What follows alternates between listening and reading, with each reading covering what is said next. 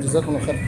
شيخنا بعضهم يروج عن الشيخ عبد المحسن العباد حفظه الله أنه يرى الإنكار العلني. لا، الشيخ عبد المحسن الله يحفظه يرى أن ولي الأمر هو الحاكم للبلاد، وأن من دونه ليس حكاما وإنما هم عمال، فيرى أنه يجوز نقدهم ويجوز كذا.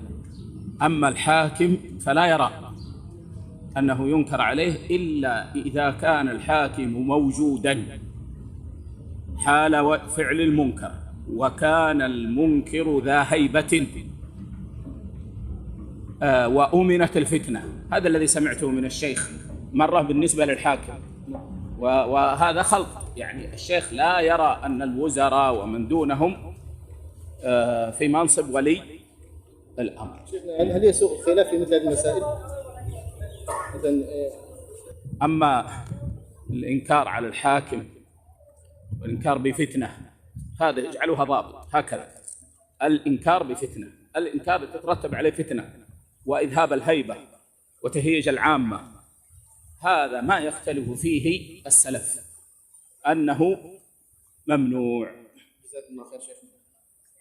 لكن من اجتهد في هذه المسألة ما نقول إنه مجتهد، لكن نقول إنه مخطئ. فإن عرفنا من أصوله أنه رجل يتبع السنة قلنا عالم سنة أخطأ، وإن عرفنا من أصوله أنه على طريقة السرورية وطريقة المهيجة وطريقة كذا قلنا هو سار مسارهم وهو منهم، ولا تخلط الأمور.